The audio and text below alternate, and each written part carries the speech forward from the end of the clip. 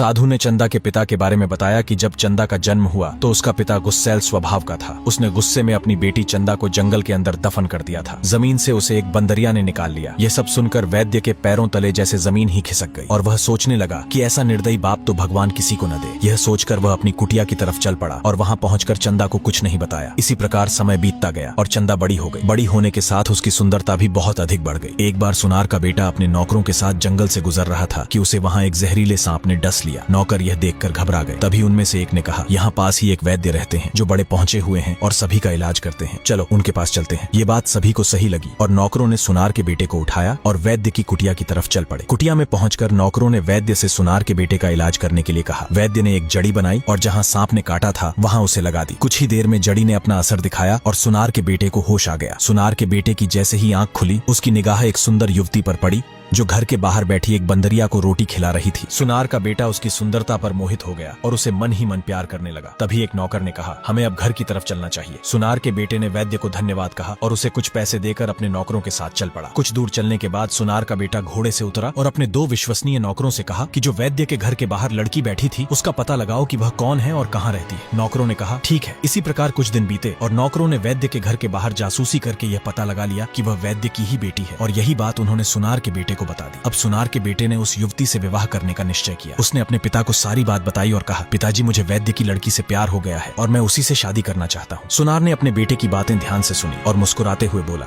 ठीक है, मैं आज ही वैद्य को तुम्हारी शादी का प्रस्ताव भेजूंगा। यह कहकर सुनार अपने कमरे में चला गया। वहां उसने अपने कुछ भरोसेमंद नौकरों को बुलाया और उनसे कहा कि वे उसके बेटे के लिए रिश्ता तय करने की बात करके आए। नौकर वैद्य की कुटिया की ओर रवाना हो गए। उस समय वैद्य कुटिया के बाहर बैठा कुछ जड़ी बूटियां साफ कर रहा था और चंदा पास ही बैठी बंदरिया को दाना खिला रही थी। नौकरों ने आदर से प्रणाम किया और धीरे धीरे अपनी बात रखी। वैद्य जी, हमारे मालिक सुनार साहब अपने बेटे का विवाह आपकी बेटी चंदा से करना चाहते हैं। यह बात सुनकर वैद्य के तो पैरों तले जमीन ही खिसक गई। उसका चेहरा एकदम पीला पड़ गया क्योंकि उसे साधु के जरिए यह बात पहले ही पता चल चुकी थी कि सुनार का बेटा वास्तव में चंदा का सगा भाई है और एक भाई और बहन का विवाह तो कभी हो ही नहीं सकता। यह सोचकर वह कुछ देर खामोश बैठा रहा। फिर उसने गहरी सांस ली और रिश्ता मांगने आए नौकरों से शांत स्वर में कहा, देखो बेटा, तुम्हारे सुनार साहब कहाँ और हम कहाँ। हम तो गरीब लोग हैं, हमारा और सुनार साहब का कोई मेल नहीं हो सकता। और फिर क्या हुआ, कहानी का अगला भाग जानने के लिए चैनल को सब्सक्राइब करके कमेंट में नेक्स्ट पार्ट जरूर लिखें।